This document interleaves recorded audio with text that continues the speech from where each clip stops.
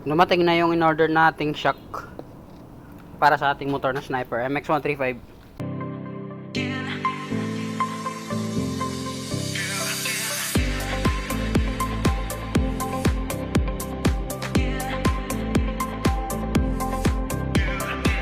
Itong shock natin, medyo madumi yung motor natin, hindi pa tayo nakakapaghugas. Ito, RCB yan, siguro mga 3 years ko rin nagamit to.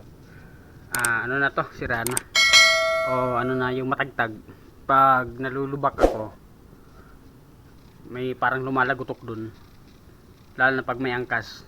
Kahit malit na lubak lang, yung parang may sumasayad. Hindi ko alam kung ito, hindi ko makita kasi syempre nakasakay ako, pero lumalagotok yan. So ngayon papalitan natin. Lalo na pag yung yung halimbawa sa daanan na pag nakabuelo ka, parang sumasayaw ng gusto, mabounce na masyado, gano'n. Okay, papalitan na natin. Ito, kamukha lang siya nung nung stock. Nakalagay dito na Owens Sniper MX 210mm. Yung stock niyan parang 210 daw eh. 210 yata ang stock. Pwede to sa sa Sniper hanggang 150 hanggang 155. Ayan. Ang ganda. May adjuster. So ngayon kalasin muna natin. Sa pagkalas pala nito guys, kailangan, dahil wala tayong malaking mahabang doon socket, kakalasin natin to saka itong side na to, dito sa side ng cambio guys.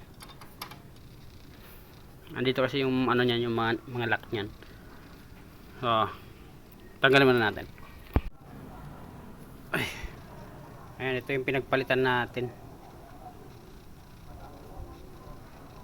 Ang maganda lang dito sa RCB na to, hindi siya goma, hindi siya yung nadudurog kagaya ng ibang parts. Ito, so siguro pwede pang i-repack to. Yung iba nire-repack to eh. Kakabit natin yung ating bago. Lagyan lang natin ng mga grasa yung butas. Ito, yan, ganyan ba? Kung gawin nyo pala guys, pag tatanggalin nyo yan, kailangan nakakalso para nakaangat yung nakataas siya, tapos bababa yung gulong para pag natanggal dito bababa yung swing arm. Kaya mas mabilis siyang hugutin na lang dito. Kabit muna natin ito. Nakikabit na natin ulit yung bago nating shock. Saktong sakto talaga siya. So medyo masigip lang yung ilalim itong parts na to, pero pasok na pasok siya. Parang 0-0 talaga yung clearance nya compared dito, kaya mas madaling ilagay yung ibabaw kumpara sa likod. Ayan, bago na siya. Gagawa na natin next time ng ng cover, o kaya may nabibili naman na pang protection sa shock para hindi na maulit yung ganong dumi. Ang dami, sobrang dumi.